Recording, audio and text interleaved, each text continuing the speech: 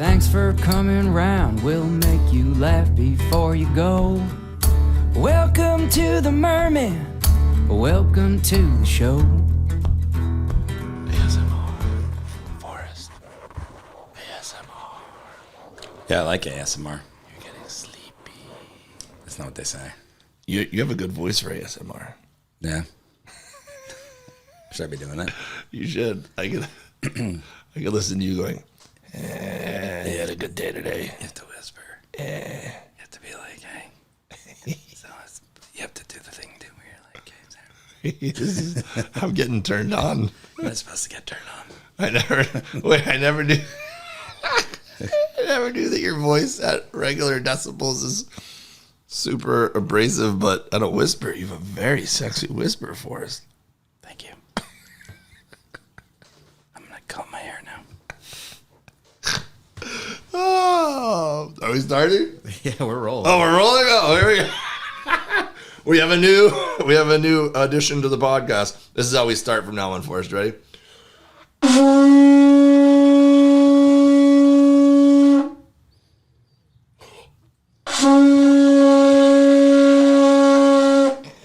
Where were you looking? I was dramatically looking into the blew it and you looked over there. Well, that's where my camera is. Okay, the camera. Oh, yeah.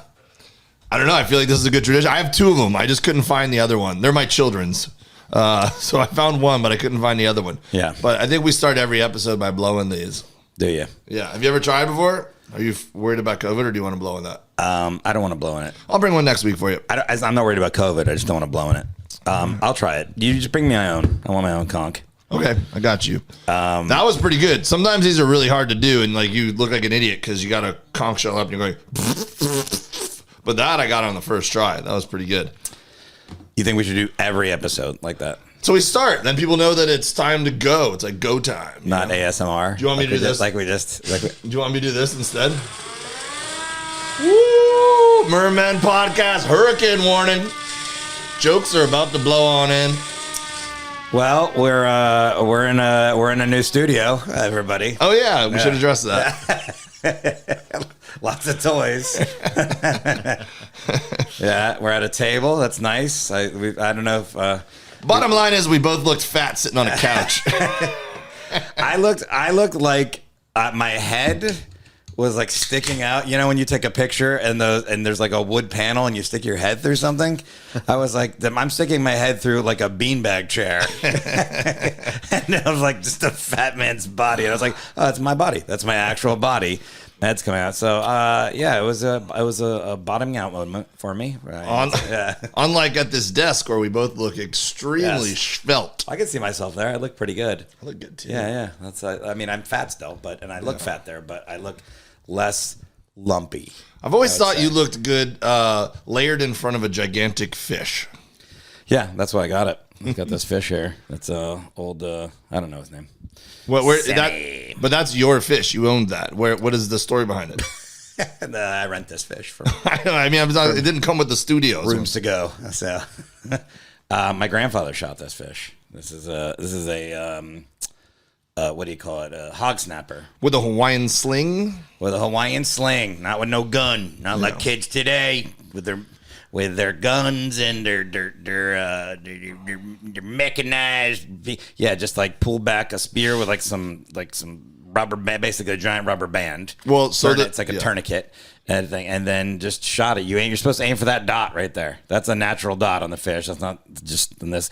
You aim there, and you got my grandfather. This is a big ass fish. Like these can get pretty big. But this is a big. No, that's a big hog snapper. I've shot a lot of hog snapper in my life. Yeah. I use what's very called tasty fish. A Hawaiian sling. Yeah. So a lot of people use a pole spear, which is basically a thick, long, like graphite spear with one band attached to the back. So then you run your hand up it, and you kind of. No, he used a Hawaiian sling. So yeah, the Hawaiian sling's like you got the handle with the tourniquet rubber band you were talking about. It's like It's like a wooden dowel, like a wooden. What'd you call it? Like a wooden, like a handle, like a round. Yeah, it's got a hole in the middle, so you stick the spear through it. Yeah, and then you shoot it like a bow and arrow. Like imagine this coming at you. There you go. Right there. So hog snapper, I think are pretty difficult to shoot for two. They're slow and they don't run away. They don't really get real skinny. They try to blend in with the surroundings. So that makes them a little easier that they just kind of sit there and chill. But the hard part is, one, that they're really good at camouflaging themselves. So if you take your eye off them for a second, you could lose them in the bottom of the reef real easy. Two, they are normally, like, that's a big one, but normally they're pretty skinny. And so they do a good job of staying squared up to you. So you can't get broadside to shoot them. You try to get around broad and they kind of like, they know that they're like that. So yeah, they like to keep their skinny side showing towards you. Unlike us on the couch. Nope, unlike us. We're just easy as fuck broadside. You get a spear on us, no problem. Yeah, so my grandfather shot that. If you're ever in South Florida, if you live in South Florida, there's a chain of restaurants called Flanagan's. I knew you were going to say Flanagan's just because we're talking about a stuffed fish. How many are there, you think? 20? 30? Yeah, there are tons of them. And it's like a bar restaurant type place, but it's good food. Flanagan's. Yeah, you go there, you drink and eat, whatever. It's very good food. And all over the wall is just pictures of people with fish and lobsters and different things. And my grandfather's on the wall there with this actual fish that he caught. And then there's a couple of him with some lobster and stuff. And his name was Don Baxter, but Don Bubbles Baxter. That was his nickname. And so you can see him. Grandpa Bubbles. Yeah, you can see him on the wall with this actual fish. You search for him. You might find him. People always send me a picture of him. Like, my friends will be like, snap a picture and then send it to me of my grandfather there. So he was friends with the owner. In elementary school, I was pretty famous. I had my... Boy, he took his dick out in class? No, this is... Sex offender at age 7. This is more big time than that. I had my photo up right in the walkway of Fuddruckers on 104th Street. Yeah. And so I can't tell you. That famous. Yeah, it's a pretty big deal. Fuddruckers on 104th Street. Pretty big deal. My parents got married at that Fuddruckers. What? My parents got married at Fuddruckers. At a hamburger place? Yep. On the back patio. Why? Because their best friend owned it. And saving money? Kind of. Well, my parents, we were going to go on a 2-week, this big excursion. My dad had a boat. They were renewing their vows? Nope. It was a second marriage for both of them. Yeah. And I was 6 years old, and they wanted to take this big trip. And they were like, well, let's just get married before the trip so we can use the trip as our honeymoon. And there's like dead cows hanging in the window. Yeah, it was pretty classy. I don't even think it's there. It's not there anymore, is it?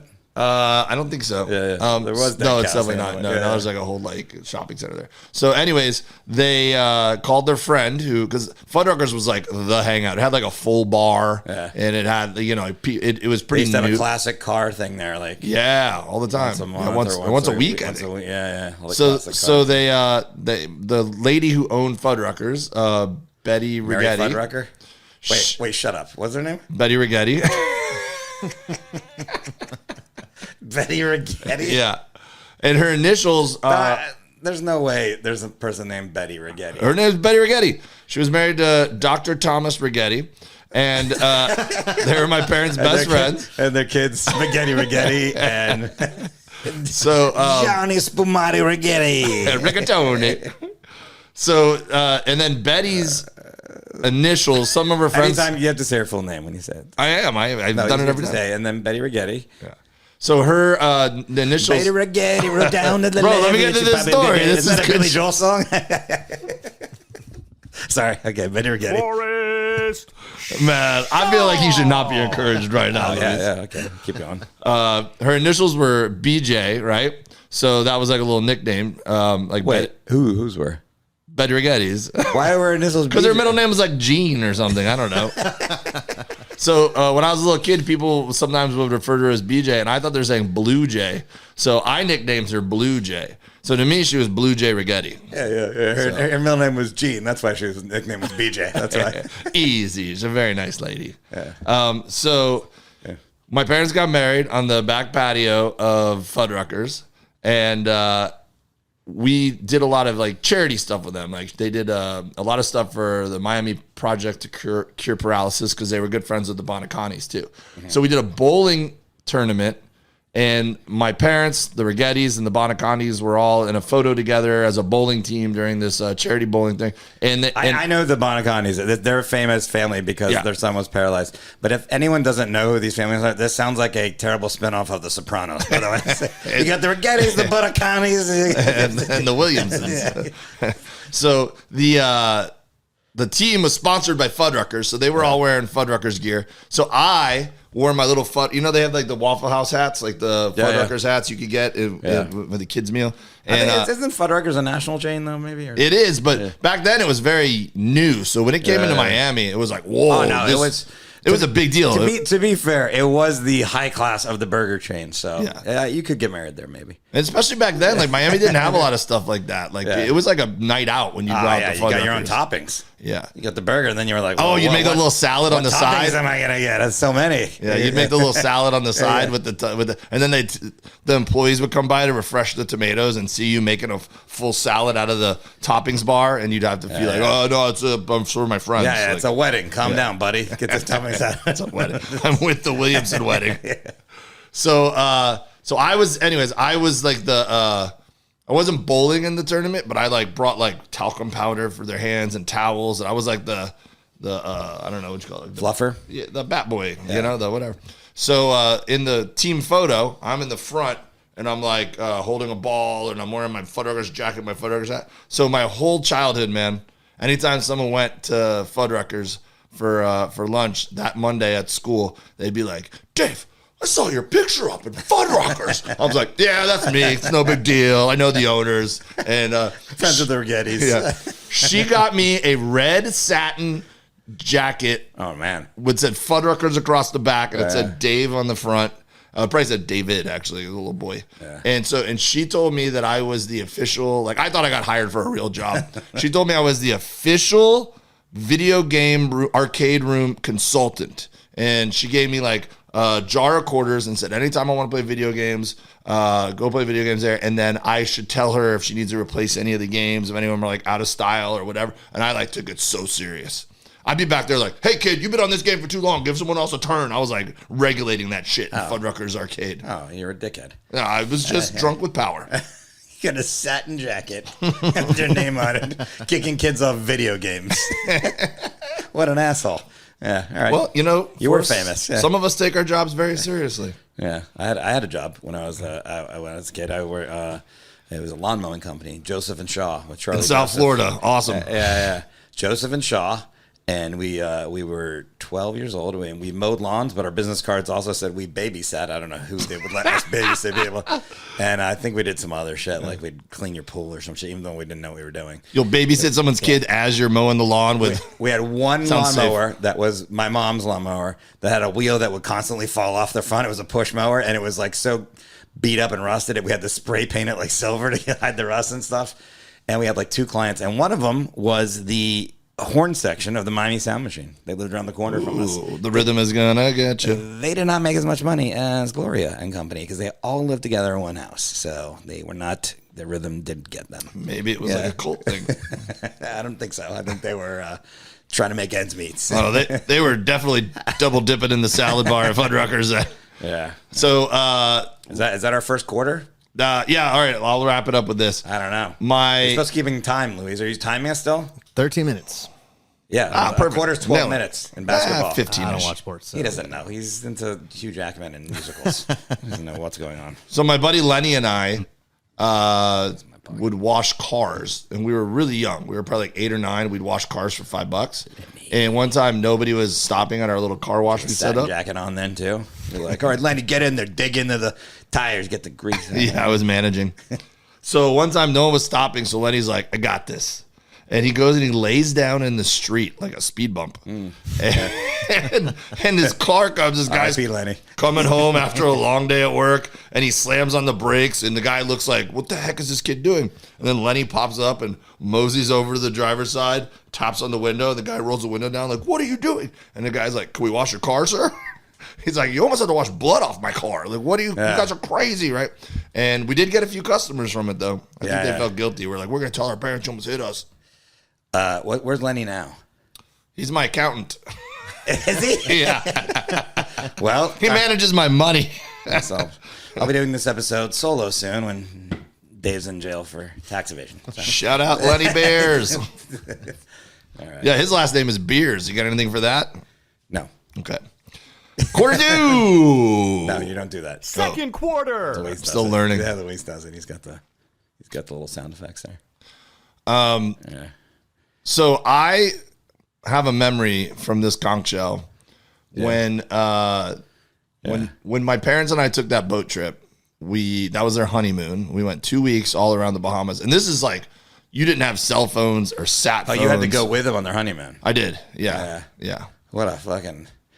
What are you gonna do? Yeah. Cock blocked you. Yeah. I had my own little bunk Your room. fucking satin jacket. Hey, David, you got in the middle. I was like, look, all right, guys. Sexual relations, 10 minutes. That's it. I got to collect the quarters. I'm sure I was oblivious to what was supposed to happen on honeymoons.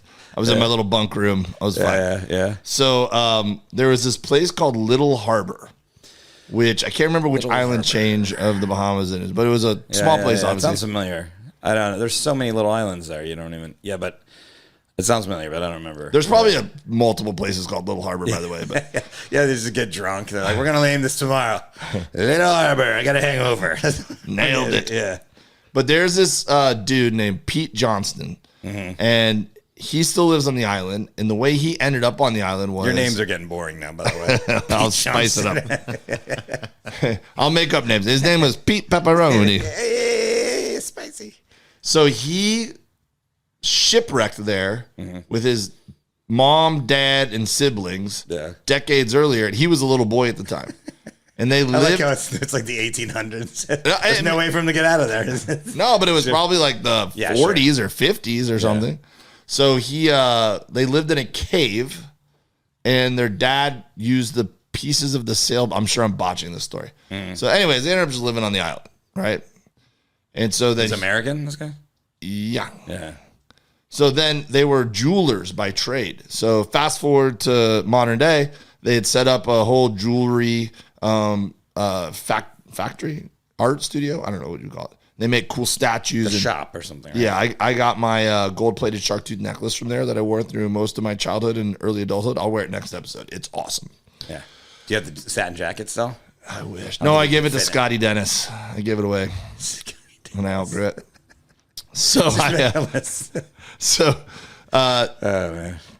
when we used to go there, they didn't have a marina or a dock. Well, they had a dock, but they didn't have like a marina or anything. There's mooring buoys or something. So yeah, you just all moor out in this really beautiful little harbor, and then they had a tiki hut on the beach. And so whenever everyone would go out fishing during the day and do their thing, and then at 5 p.m. when the guy would come and the bartender would come and open the tiki hut, by open I mean just show up with a cooler full of drinks that he could sell for a lot of money. They'd come out with the conch shell, they'd go, and then everyone would hop in their little dinghy and come to shore and have booze and drink on the island there. And it was pretty cool. Kind of a cool little existence, if you ask me. Yeah, I'll tell you a memory I have from the Bahamas. It's not even a memory I have. It's a memory that when I was young, my grandmother's brother on my mom's side, he died in a plane crash.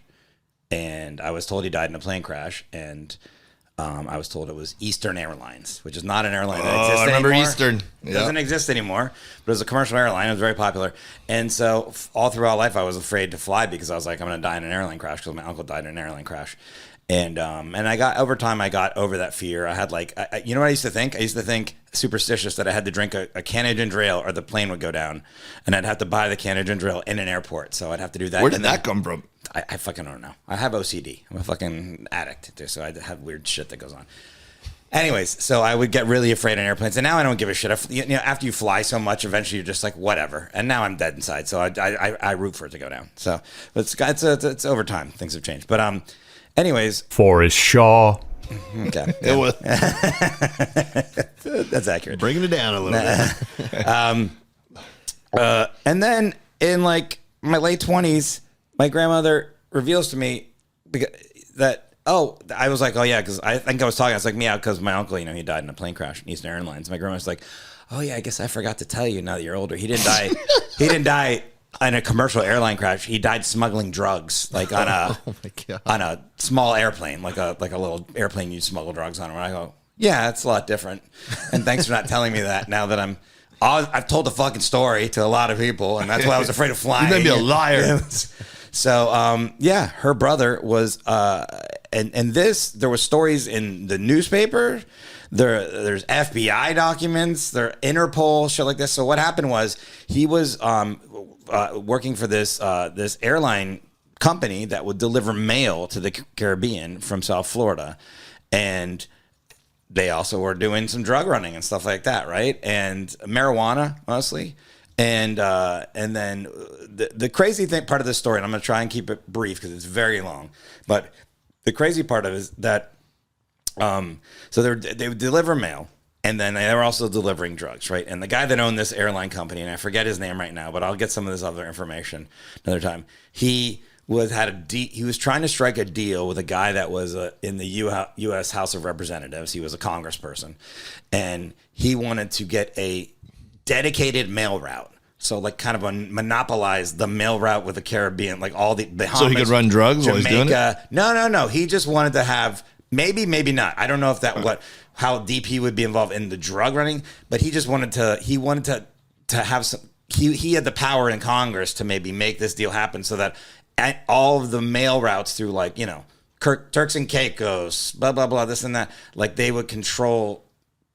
I guess there was money in that somehow, and this fleet of planes would do that, and he would be getting the wheels greased going through, like, oh yeah, don't worry, I'll make sure all the contracts go through, Anyways, they were going to do one big drug run, and something was going down to a point where when this got found out that illegally this guy was doing this behind the scenes, this congressperson, and all these subpoenas were handed out to the guy, the Congress guy, the guy that owned the airline company, my uncle, the other guy that flew with my uncle and people. So my uncle handed out these envelopes this one night that he was flying. He goes, hey, if I don't come back from this or whatever, if something happens to me, because maybe he was being threatened or something. Blame Eastern Airlines. No, this is what's happened. This happened, whatever. And then he disappeared. And apparently what happened was they landed in Cat K. And they had this certain type of plane that was filled to the brim with marijuana. And right after they left Cat K, that plane crashed in the water. They found part of the plane. They found the other guy he was flying with and some of the pot. But they never found my uncle's body, and they never found the bulk of the pot. And so here's where it gets crazy, right? Everybody else that was involved in this whole ring is dead, except for the guy that was the Congress guy and the guy that owned the airline company. And in the airline and the articles about this, there's all this redacted stuff from the FBI and the guy that owned the airline company, he goes, hey man, I don't know anything about this drugs and stuff. I just run this reputable company, this and that. And it's a picture of him with a fucking tiger. Okay. So that guy's on the up and up. There's no way he wasn't involved in drugs for so. But here's the crazy part. The FBI and Interpol still believe my uncle was alive because they never allowed his life insurance policy to go through. Oh. So his family never got any of the money. And my mom claims that years later, 15, 20 years later, that she saw her uncle, that she knew very well, saw every day at a post office at some point. And this would corroborate the Interpol's and FBI story that they landed in Cat K, switched everything over to another plane except for a little bit of the drugs, and made a deal with that guy, like, you take this, I take that, we're going to disappear. And he was a traitor. And that guy couldn't fly this plane well, and he crashed. And that my uncle disappeared somewhere with all this money and pot and on the plane, all this shit. And to this day, they never recovered his body. But, he could also have been swept away in the ocean, and sharks could have eaten him. Yeah, what's this have to do with a conch shell? I don't know. It's a memory I have from the Bahamas. It's not a memory of mine, but it's from... Didn't you start it with I have a conch shell story? Nah, Little Harbor. I think it was in Little Harbor. Yeah. Well, thanks for telling the brief version. We really appreciate that. Thanks for really getting to the point with that whole story. Listen, it's not Betty Rigetti. Williamson. I got one. Luis, you're killing it with the button today. Hey, got it. My uncle died. Okay, maybe allegedly, but I never met Forrest Shaw. I never met him.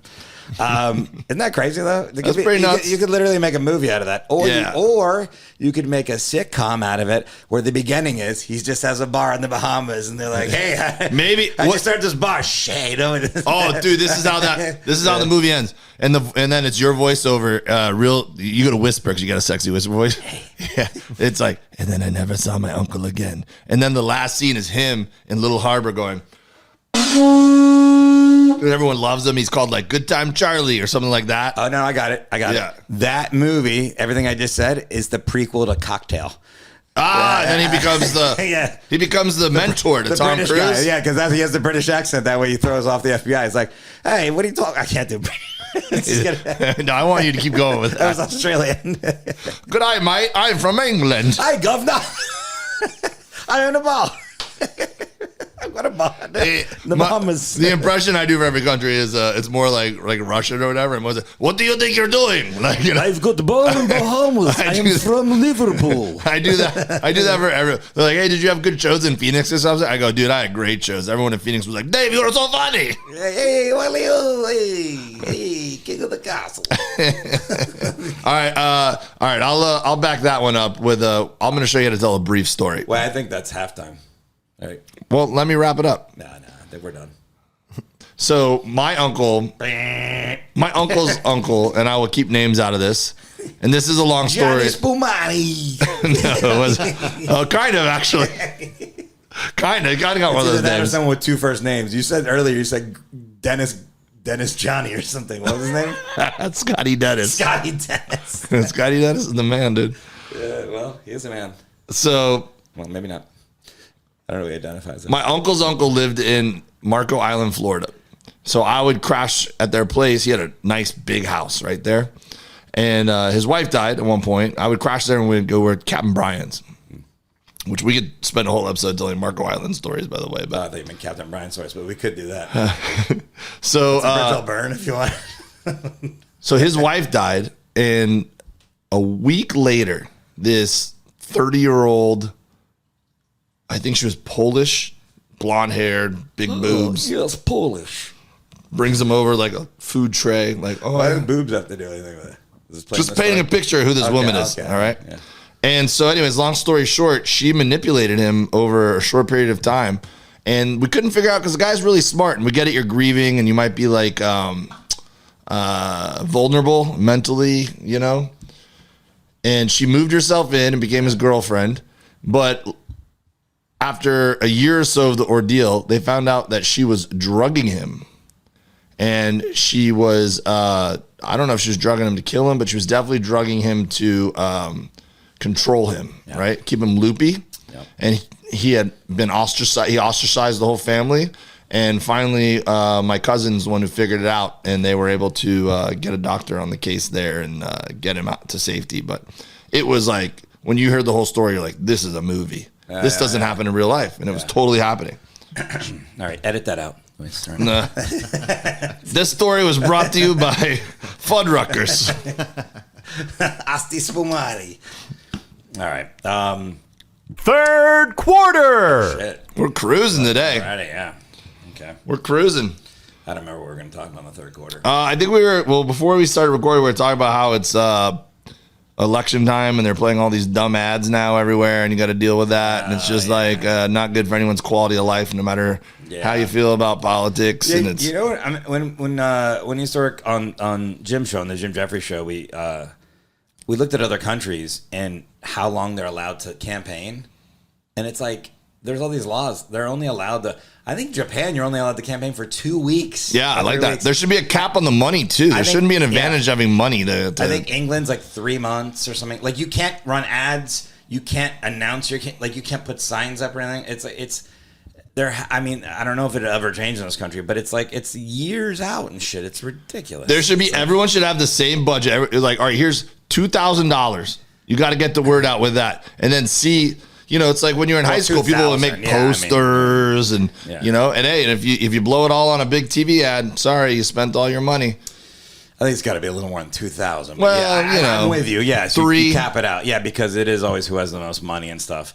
Because, but I'm with you. There needs to be a length of time, and then money wise and stuff would be good. But yeah, I mean, we're from Florida. I mean, God, here in California, nowhere's good.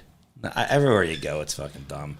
But have you seen this ad for Ron DeSantis? I mean, look. I know we don't talk a lot about Florida on this podcast, but Ron DeSantis is world famous at this point. I mean, he's a piece of work. That guy, whether you voted for him or not, he's a piece of work. What ad are you talking about? This is like something that everyone's seen. Like this is. I believe so. I avoid politics. I think I do too, but someone sent it to me because I'm from Florida. It's him. It's like Top Gun. Oh, but it's Top Gov. Oh, that's genius. It's him it's genius. It's him. Did he shoot it himself and put it on YouTube? Because you could do that for under $2,000. It's like him as a fighter pilot. Here, I don't know if I'll have to send this to you. Here you go. Give me. I like it already. Gentlemen, this is your governor speaking. Today's training evolution: dogfighting, taking on the corporate media. He's dressed as a fighter pilot. Less fired upon, but when they fire, you fire back with overwhelming force. Oh, this is gonna make me like Ron DeSantis. You to tell me what's in the bill. Number 2. Yeah. Never ever back down from a fight. Yeah. Fuck yeah, Ron. So you can Get him. Speech or ask the question. Number 3. Yeah. He doesn't take shit. He's disrespectful. Yeah. I just disabused you of the narrative, and you don't care about the facts. It's why people don't trust people like you, because you peddle false narratives. All right, ladies and gentlemen. He's dressed as a fighter pilot this whole time, by the way. Oh, this is a pet peeve of mine. When people use their kids. I forgot that. Yeah. People use kids in there. their. I forgot. It's okay. So it's Top Gov. It's Top Gov. I love the ad, by the way. It's Top Gov instead of Top Gun. Get it? Okay. Yeah. And he's dressed like a fighter pilot. He's like getting on a plane, getting on an F-14 or some shit, whatever plane landing went on. And then he shows him yelling at people in the press, which we all hate the press. So, you know, but yeah, at the end his wingman is this kid. And then he's like, yeah, this kid. And you're like, yeah. All right, a few things here. Yeah. One, I love the ad. It makes him You're way a DeSantis fan? I am not a Ron DeSantis fan at all, actually. But that makes him way more likable. I love cheese, and that's full cheese. Oh, okay. I'm on board. He's got your vote. But two pet peeves in the actual heart of the ad, though, are I love the creativity of it. I love the fact that he's willing to go for take a creative, cheesy angle. I hate when people are fake tough guys. Fake tough guys are one of the. Oh, they're all fake tough guys. I hate it. Politicians? I hate it in politics. I hate it in sports. I hate it in everything. Like, other than Jesse the Body Ventura, I could beat up every politician that's ever existed. but even forget about not even physically, just like acting like I take on people. Like you just conveniently took a clip of you yelling at someone incoherently. Like it wasn't like. You a woman, a reporter. Yeah, you didn't masterly dress them down. Like dress the narrative. I've seen enough press conferences that it's not like, man, you don't want to mess with that guy. Like you don't. No one's scared of you. You don't want to get mess into with a verbal that guy argument with you. Security detail. Yeah. And then the other thing too is it's become a pet peeve of mine when people use kids in ads because, and I'm like the family guy, and I talk about my kids on stage, and they're definitely part of the brand. But you hear it all the time. It's like a plumbing commercial, and the last line is like, please get business from my dad. He's the best in the business. And it's like, you're the least credible person on earth to support your father because you benefit from him getting business. And what do you know about plumbing? Let me tell you the thing I hate most about when I was 7-year-old, I was already managing an arcade room. Yeah, that's right. Let me tell you the thing I hate most about Ron DeSantis as I clicked on his page is, and this is not just him. I hate this about all people that do this. He only follows one person. Oh, is it me? No, it's not you. And it's I hate people like that. It's like, I'm not a follower. Yeah. I'm a leader. I'm a leader of a goddamn state and soon to be this country. It's like, just follow some fucking people. Just, even if it's a titty account or something. Come on, I'm not a follower. I just reads the articles. Yeah, just 500 people. Just follow, maybe fucking. Yeah, I just hate people that do it. I don't have time to follow shit. It's like, what are you doing? You get on Instagram and you just look at one person's shit? Like, well, I'm done. I guess it saves you a lot of time. You got a lot less stories to go through. Like, will you post something? God damn it, Bill. I'm only following you. Like, I hate people that do that. All right, how much time we got overall? 34 minutes. Oh, we still got a lot of time. Yeah, we're in the third quarter. Oh, okay. Let's stretch the third quarter. Well, yeah, but anyways, you know what's funny? Just on that too, and honestly, I don't want to get too political, but if you're not following Florida politics, there used to be a guy that was a governor named Charlie Crist. It looks like Christ almost, but it's Crist. Mm-hmm. No, it doesn't look like Christ. He doesn't look like Christ. He's very gray. Yeah. Or white. He's all white. His hair is all white gray. He was Republican, I think. Was the governor, right? Then did he go into the Senate or the House of Representatives or some shit? He went somewhere else. But he was a Republican governor. Then he ran again as an independent. Now he's a Democrat. And he's going to go oppose Ron DeSantis. I'm like, Florida, what the fuck's Florida doing? They're just like, hey, what do you need? Okay, I'll be a Democrat. Yeah, that just shows you. in. That shows you all you need to know about politics in general. They just want to get out there and run. They don't give a fuck out there. They're just trying to get in. So there was all these. But under this guise that it's all like, this team is important. You got to vote team. Yeah. So there's all these Democrats that literally just had to vote for Charlie Crist because they didn't want Ron DeSantis to win. And I'm just like, and they're just sitting there like, ding, ding, ding, ding, ding, ding, ding, ding. Florida's a good state.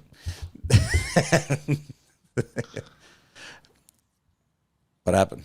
I was thinking about something. Oh, you want to change the subject? A little bit. Oh, okay.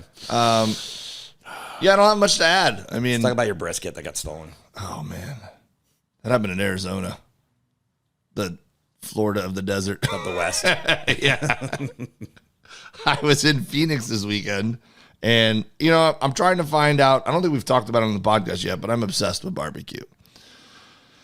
And I have a podcast called Meet Dave, and I've really leaned into barbecuing. So I have a little bit of a barbecue fan base and reputation. You So think you've leaned into barbecuing? yeah. Leaning is not the word I would Yeah, use. I've jumped full tilt into it. Yeah. Stuck your whole dick in it. Sometimes. So How you tell I. if the brisket's ready. 180. 180. Someone say meat probe? Yeah. Do they have like dick meat probes? There is so much sexual innuendo if you go to a barbecue festival. I know, but are there meat probes that look like dicks? No, but that would be good for a bachelorette party that's also a barbecue. Dude, doesn't need to be a bachelorette party. Just You're telling me bros. if there was a meat probe that There wouldn't be looked like a guys just- dick? No, but what happens is it's a flaccid dick like this, and then when it gets the right temperature, it goes like it goes like that. like those little things that pop up in turkeys. Yeah, it goes zick, and then you're like, that's how you know the temperature's right. Meat's ready. Yeah, All right. Hey, Same. we should probably cut that out so that no one steals the idea before we get it Shark Tank patented. Yeah. Sharks. I'm here. How many of these you sold? 0. We've sold 0 of these. Yeah. We're looking for. Who's ready to? Here's what we do in the Shark Tank too. By the way, we just bring the idea in with a drawing, and we're looking for $100,000 for 100% stake in the company. Yeah, we're just selling you the idea. We did. Yeah, you anyone ever guys done run that? with it. Has anyone ever done that in a Shark Tank where you're like, we don't have the, we're just giving you the idea, 100% of it. We don't have the time, energy, or wherewithal to run a company. We think you should have total control of meat's ready. Yeah. I think that's a good idea. We should do that. Look into that. Write that down somewhere. Sharks. Who's ready to get their? Who's ready to probe the meat? I don't know. I'm trying to think how you would do that. Pun. Yeah. But there's a lot of sexual innuendo at meat at barbecue festivals. Everyone's got like a team name called like "Rub My Butts" or things like that. Meat. Beat my meat or whatever. Beat you know? the meat. Yeah. So I was in Phoenix, and I'm always looking for ways to incorporate the barbecue world with the comedy world now. And I've sold barbecue at some shows, and I've cooked barbecue to put on the menu. Like they already sell nachos. They put pulled pork on the nachos. I have a meat rub that I sell now, an all-purpose seasoning that you can buy at davewilliamson.com. And it's a little spicy, so they made spicy margaritas and put it on the cocktail menu. It's pretty cool. Meet Dave spicy margaritas. I saw that in your. Wait, they put the meat rub on the rim. Yeah, just like you would put salt on the rim of a. Because it's just salts, basically. It's like spices. It's multiple spices, including And that salt. was okay for the margarita? It was great. It was great. I saw you drinking one, and there was somebody else in the green room with you, some comic. Yeah, there's multiple comics in the green room. They seemed to like it. Yeah. Who were the comics on the show with you? Boomer Nichols and Sydney Smith, and then my buddy. I know Boomer Nichols, but again, the names are awesome this episode. Yeah, wait do you hear this one? My buddy Corey Crotty was doing cassettes. Corey Crotty. Yeah. Is it related to John Crotty of the Miami Heat? I never asked him. Yeah. Well, Yeah, that guy was one of the best 10-day contract players of all time. deadly 3-point shooter. He's still the radio dude. Yeah, there. he's the color voice of the Miami Heat. Yeah. All right, keep going. So we decided that we're going to borrow a smoker from a nearby store called Barbecue Island. Shout out to Barbecue Island in Scottsdale, Arizona. They were loaning me a smoker and whatever I needed to cook, and we hauled it over to the comedy club, and I was going to cook for the staff, right? Yeah. So I'm cooking 4 pork butts. Oh, it was just for the staff. Well, if I got it done in time, we were going to maybe add it to the menu, but I don't know if I'm supposed to talk about that publicly. Right, keep going. Yeah. All right. So I've already taken down 1 restaurant this episode. So I was cooking 1 brisket and 4 pork butts, and more than enough pork butts. If anyone stole one of the pork butts, I would have been like, I don't thank know you. what a pork butt is. It's a pulled pork shoulder. It's a pork shoulder that you make. It's a butt, I know, but I don't know what I'm eating if I'm eating pork butt. I've eaten it. It's literally the shoulder of the pig, and it's so what's a pork butt? I'm going to tell you. Oh. So after you make it, it's what you would turn into pulled pork. Why is it called a butt if it's a shoulder? I don't know. It's a good question. Maybe it looks like a butt. I don't know. Sharks. Yeah. Okay, sorry. I was gonna have another mention. You could put the meat probe into the butt. Yeah. There you go. So when I was on stage, everything was almost ready, and I had to go on stage for the first show. And I asked my buddy Corey, when the brisket's done, pull it out and let it rest. Just next to the smoker. And when I'm done with the show, one of these probes. You'll know when it's ready. And then it gets hard, pull it out, and then we'll put it in the kitchen. And he pulled it out, and it was just all sitting next to the smoker. And I come out in the kitchen. No, in the the loading dock, like on the side of the kitchen, basically, just outside the kitchen door. Yeah, but it was like an enclosed area. Yeah. So some drunk lady apparently got kicked out of the show through the fucking that way. No, she got kicked out the front door and then wandered around the side. Yeah, tried to get back in. And then the security guard found her over there and was like, "What are you doing?" And she started crying. And she was like, How old is this woman? I don't know. I have no idea. Oh, my God. So she's a woman. I didn't know she was disruptive and you remember her or something like that. I don't. This is us just guessing and piecing it together. Yeah. So then she says, "I'm in a very dangerous situation and I need to call an Uber to go home and my phone's dead." And the security guy was like, "No problem, we'll help you." And he went inside and he got a phone charger she could borrow and he plugged it in right outside there. So she was outside by herself, supposedly charging her phone so that she could call an Uber. Just smelling. And then he went out to check on her like 5 minutes later and she was gone and so was my brisket. So this woman took a 12-pound piece of meat that was hot as fuck, got into an Uber and was just like, "Looks like everything's okay now." Just ate a very expensive piece of meat on the way home. I'm surprised an Uber let her in. I'm speculating on that part. I don't know right? what actually happened, but no, it was in a pan. It was in a pan covered in foil. What if she's like dead in a ditch somewhere with a brisket next to her? Oh, man, it's going to be a lot of my DNA on that evidence. It's a big mystery here. That's fucked up. Someone took my meat, bro. And I've cooked with Bert all over this country in a travel smoker outside the tour bus and outside hotels. I mean, we've been in like downtown San Francisco. It takes a lot. No one's ever stolen my meat before. It takes a lot of. I've been okay. Forget that scenario.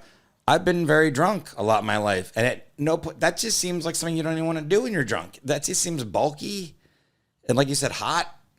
And, I've stolen a lot of stuff when I was younger and would drink a lot and whatever, just because it's funny. But a whole brisket? Yeah, you're like, "Hey, check out this 4-foot ashtray I stole from Outback Steakhouse," and it's like everyone laughs. But then a brisket that's just mean, bro. Yeah, it got hot and then she dumped it or something. I would be so mad if she didn't eat every bite of it. If she's going to steal it, she better have at least enjoyed it. A 12-pound brisket? She'd probably be dead if she ate a whole 12-pound brisket. Well, she could put it in the fridge and eat it tomorrow. Now you want her to enjoy it. Listen, I just want to know that my brisket's okay. If you have any information on the whereabouts of my brisket, please call Shark Tank. You should put signs up. You should have put signs up. Phoenix. Put it all over my social media. You think this woman's listening to this podcast or on your social media, huh? I hope so. All right. Hey, Cheryl Phalange. The Phalanges of Phoenix. You're having a real name day. Get they baggy brisket. All right. I don't know if we're in the fourth quarter, but we're entering it. So, Fourth quarter. All right. So, this is something that we wanted to talk about on this podcast as a running thing. Not every episode, but it's going to come up because, look, if you Google Mermen, Which we've done a lot over the past 3 weeks as due diligence. yeah, last couple months, yeah. Mermen, if you Google Mermen, mermaids comes up too. Mermen, mermaids, merman, mermen. Not inevitably. I mean, it's not even the first page. There's going to be some sort of sexual or anime thing, or not anime, but cartoon, or just, yeah. You know that people actually like do this for a living. Like there's people dress up like actual mermaids and mermen, and they like will go to a rich guy's party and just swim around the pool. Yeah. Or they just do it as a lifestyle, not even as a fetish, but probably. I saw an article, and there was a woman, she dressed up like a mermaid, and she said she gets all these messages and things from people, and she calls them merverts. I like that. That's what we should call our fans, mermen fans. Well, welcome, merverts. I love it.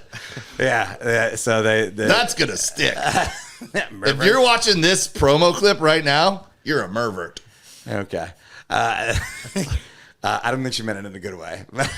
I don't think they were like, you're a good girl. We appreciate. I did a radio show in South Florida. I did a radio show in South Florida. We were both still living there, and the other guest on the radio show that morning, like in studio with me, was two girls dressed up like mermaids.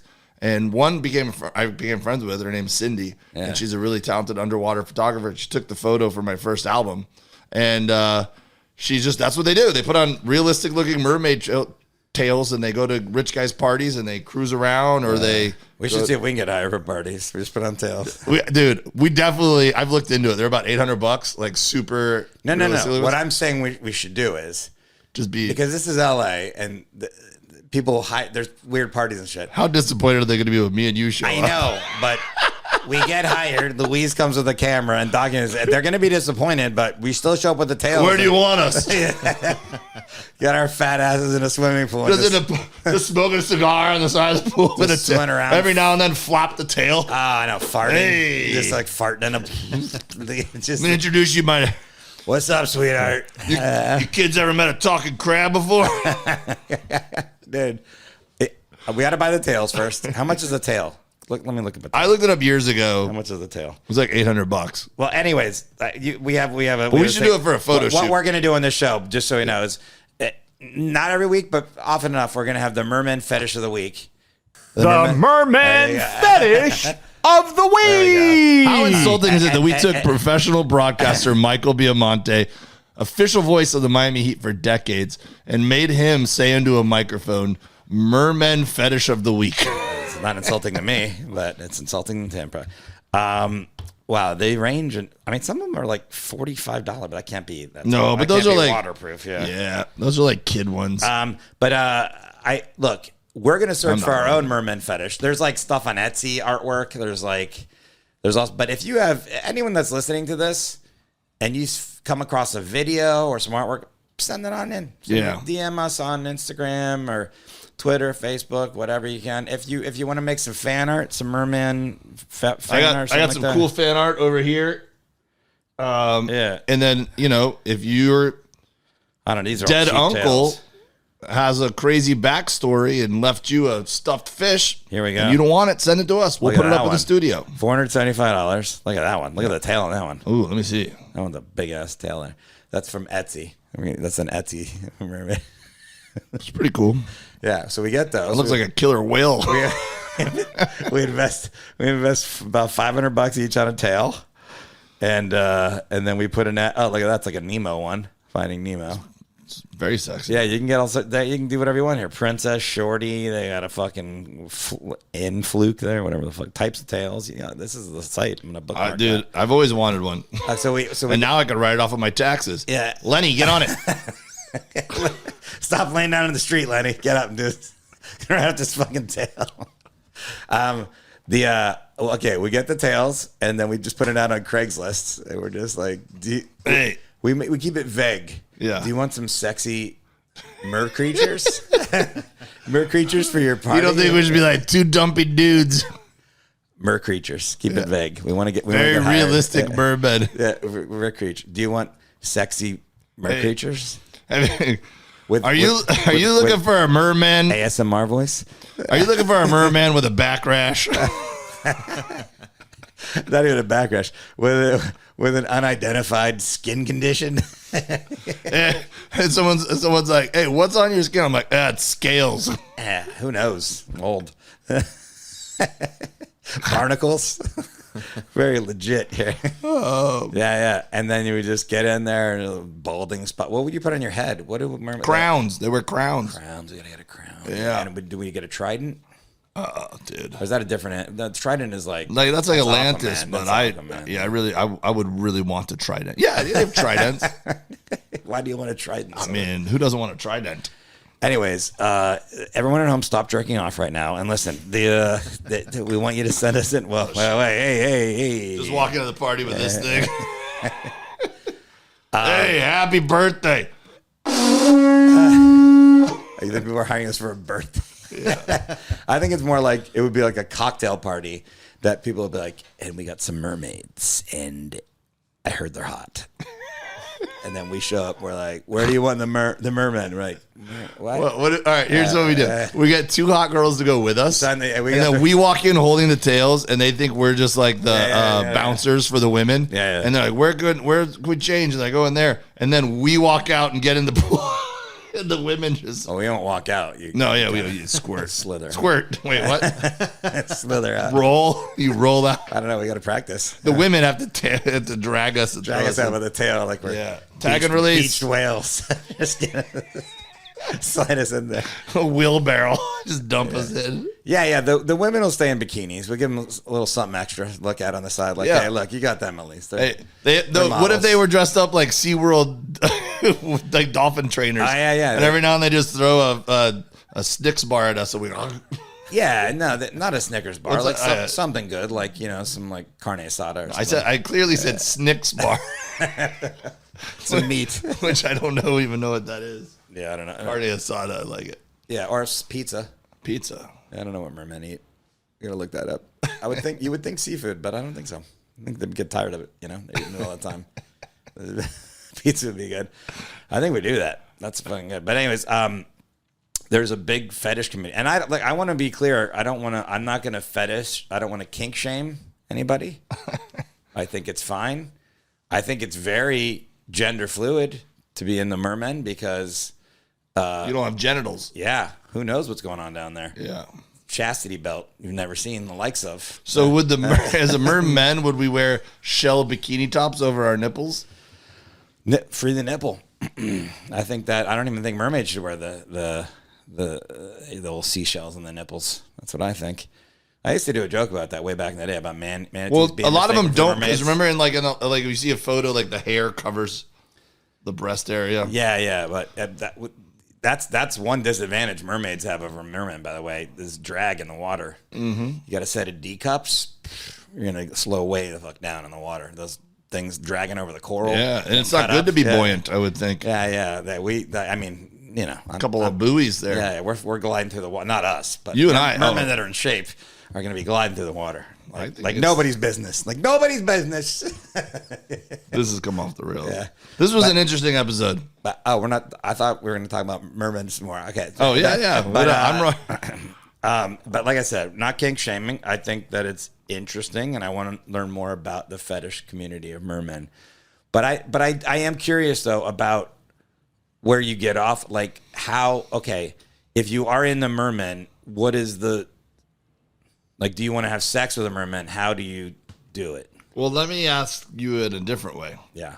I've seen that there's a lot of communities and there's a lot of role playing or cosplay. I don't know what you call it. So, like, people dressing up like mermaids and mermen is definitely a thing, and they take it very seriously, and they have meetups and whatever. But I haven't seen a lot of it like being sexualized. But I imagine it has to be, right? Mm-hmm. Like, there's like when you're saying merman fetish, right? Yeah. Like, is there a lot of stuff going on where people are like, dude, I want you to dress up like a merman or a mermaid and have sex with me? Or is it just so the mermaid goes in the corner, lays eggs, Then the merman comes over and fertilizes the eggs. That's how fish do it. They just Yeah, that's fertilize how it a whole happens. poof in the ocean. And Yeah, it's fun.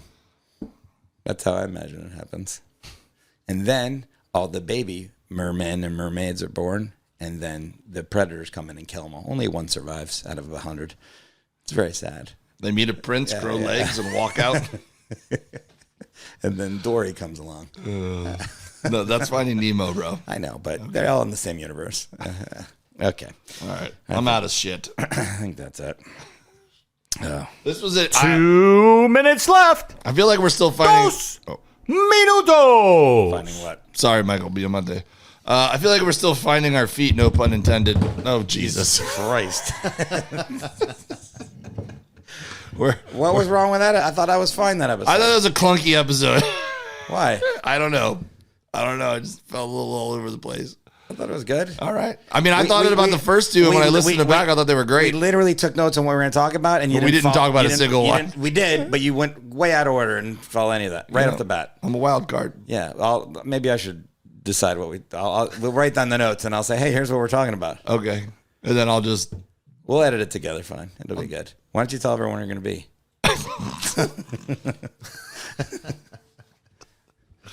Oh, I gotta look it up. Studio. Yeah. Oh, By the way, speaking of the first two episodes, people want you to swim. To Catalina. Yeah. I know. I've gotten some feedback on that. Yeah. I'm in. Oh, I'm in for you too. I'll be on the boat. Me and Louise will be on the boat. Louise looked it up. You got to sign up in January, right? And then I think the swims are like somewhere around October. So it's going to be a while. Yeah, we got some time to plan it. I'll do it this October if they'll let me. You're in shape for it? Okay. All right. Am I in shape? No, but I mean, let's I'm a natural waterman. Let's sign up in January. We're busy this year right now. All right. Yeah. September 24th, I'm in San Diego at Mic Drop Comedy Club. Excited to see it. 2 shows.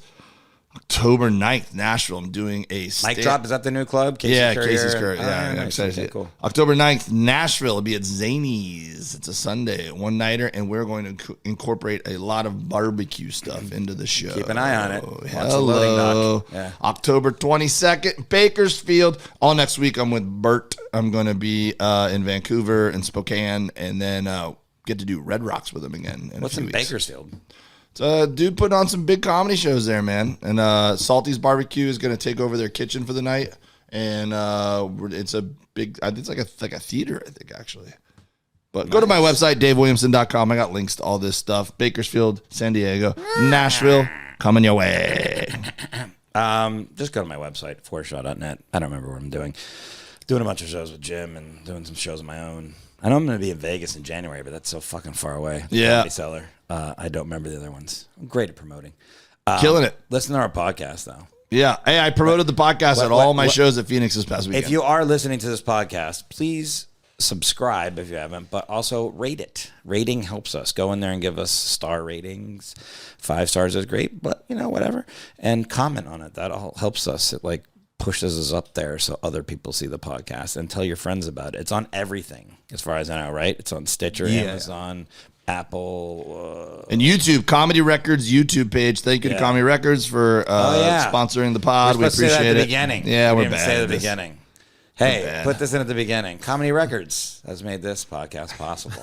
Thank you, Comedy Records. Thanks, Comedy Records. Pretend this at the And beginning. Shark Tank. At the Comedy Records, thank you. Forrest, this was a really fun episode. Thank you. All right. Goodbye, Forrest. All right. Thanks. This is my mustache on the microphone. For they are the mermaids.